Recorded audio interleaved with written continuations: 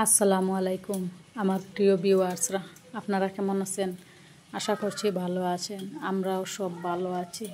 আর এখানেও একটি নতুন ভিডিও নিয়ে চলে আসলাম। আর এখানে আজকে অন্য কিছু না, আজকে আমার ভাড়া বাসার রুম ট্যুরটা দেখিয়ে দিলাম আপনাদেরকে। তো দেখতেই পারছেন, আমি প্রথমেই শুরু করে দিয়েছি আমার মেইন রুম থেকে, বেডরুম থেকে। তো আপনারা হয়তো বলতে পারেন এখানেও এত গরমের দিনে ব্ল্যাঙ্কেট কেন? না, এটা ছিল ঠান্ডার দিনের অনেক আগের ভিডিওটা। অনেক দিন ধরে ভিডিওটা রেখেছি, তো দিব বলে দিতেই পারছি না। তো আজকেই ভেবেছি এটা দিয়েই দেই। তো বাহিরের দৃশ্যটাও দেখতে পারছেন, আর অন্য একদিন না হয় আপনাদেরকে বাইরটাও দেখিয়ে দেব। তো এখানে একটা বেড আছে, তারপরে একটা স্টিল আলমিরাও আছে,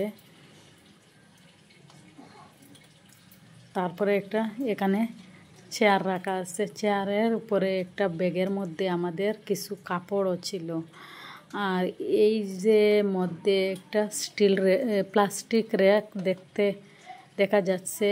তো এখানে কিছু আমাদের রেগুলার ইউজ করার কাপড় রাখা আছে। আর সাইডের দিকেও একটা র্যাকও ছিল। তারপরে এখানে একটা আলনাও ছিল, আলনার তারপরে একটা দরজাও ছিল। দরজার ওই পাশে একটা টেবিল আছে, চেয়ার আছে। এখানে বসে আমার ছেলে পড়াশোনা করে।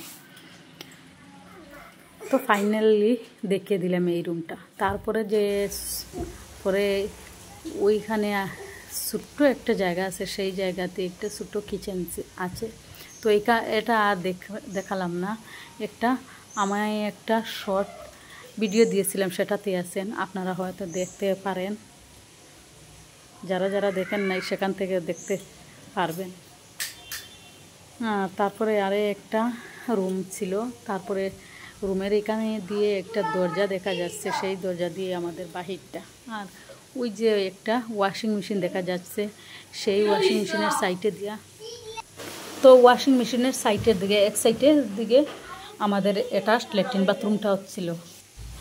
তো আপনাদেরকে দেখিয়ে দিলাম। আর যদি আমার ভিডিওটা ভালো লাগে প্লিজ একটা লাইক দিবেন, সাবস্ক্রাইব করবেন, আমাদের পাশে থাকবেন। এখানেই শেষ করলাম ভিডিওটা। আল্লাহ হাফিজ।